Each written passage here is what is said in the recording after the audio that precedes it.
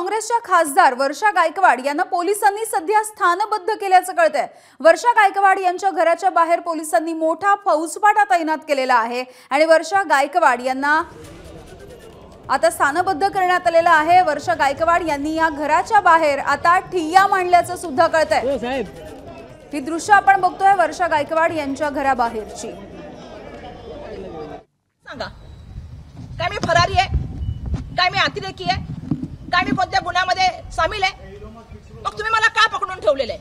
माझ्या घरच्या लोकांना तुम्ही मला भेटू देत नाही, येऊ देत नाही, कर्मचाऱ्यांना बिल्डिंगच्या येऊ देत नाही, पत्रकारांना भेटू देत नाही। असा मी कुठला गुन्हा केलाय मला सांगा तरी। ही दुर्दैवाची गोष्ट आहे की पहिल्यांदा मी बघते की महाराष्ट्रामध्ये उपमुख्यमंत्री महोदयांना माझा प्रश्न आहे, देवेंद्र फडणवीस साहेब तुम्ही काय वागताय? जिथे तुम्हाला शासन करण्याची आवश्यकता आहे तिथे तुम्ही शासन करत नाही आहात आणि जो आवाज तुम्ही विरोधकांचा दाबण्यासाठी जेवढा प्रयत्न होईल तेवढा प्रयत्न करत जरी असला तरी आम्ही छत्रपती शिवाजी महाराजांचे मावळे आहोत। आणि आता थेट जाऊयात आमचे प्रतिनिधी राजू सोनवणे आपल्या सोबत। राजू, आपण बघतोय वर्षा गायकवाड यांना स्थानबद्ध करण्यात आलंय। त्यांनी या सोसायटीच्या आवारामध्ये आता ठिय्या मांडलेला दिसतोय, हातामध्ये शिवरायांची छोटी प्रतिमा घेऊन।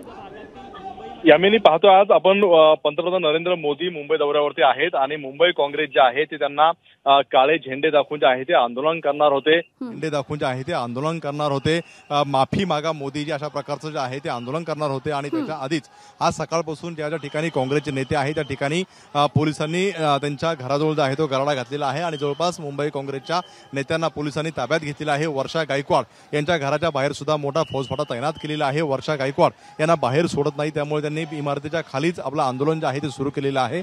वर्षा गायकवाड आहेत, सचिन सावंत आहेत, वर्षा गायकवाड यांची बहीण ज्योती गायकवाड सुद्धा या आंदोलनामध्ये आपल्याला पाहायला मिळतात। हातामध्ये छत्रपती शिवाजी महाराज यांची मूर्ती आहे आणि कुठेतरी सरकार अन्याय करत आहे अशा प्रकारचं जे आहे ते सांगत आंदोलनाला सुरुवात केलेली आहे। खरं तर पोलिसांनी इमारतीच्या दोन्ही बाजूचे रस्ते बंद केलेले आहेत आणि येणाऱ्या जाणाऱ्याला प्रत्येकाला जे आहे ते चेक करून सोडलं जाते। काँग्रेसचे नेते असतील, कार्यकर्ते असतील, यांना येण्यास या ठिकाणी मज्जाव केलेला आहे। वर्षा गायकवाड आता इमारतीच्या खाली उतरलेल्या आहेत आणि कॅम्पसच्या आतमध्ये त्यांनी आंदोलन सुरू केलेलं आहे। नरेंद्र मोदी पंतप्रधान यांनी माफी मागावी अशा प्रकारचं जे आहे ते आंदोलन त्यांना पाहायला मिळतंय। त्यांनी म्हटलेलं आहे की कुठेतरी आमच्यावरती हा अन्याय आहे, मी एक महिला आहे आणि एवढा पोलीस बंदोबस्त जो आहे तो पाठवलेला आहे, मी बीकेसी मध्ये जाऊन आंदोलन करणार आहे, मात्र त्या आधीच पोलिसांनी मला इथे अडवलेलं आहे, म्हणून इमारतीच्या खालीच वर्षा गायकवाड यांनी जे आहे ते आंदोलन सुरू केलं आपल्याला पाहायला मिळतंय। खरं तर वर्षा गायकवाड यांच्या पाठोपाठ नसीम खान यांच्या घरी सुद्धा पोलीस गेलेले होते, त्यांना सुद्धा पोलिसांनी ताब्यात घेतलेलं आहे। भाई जगतापांना ताब्यात घेतलेला आहे, असलम शेख असतील किंवा इतर नेत्यांना पोलिसांनी ताब्यात घेतलेला आहे।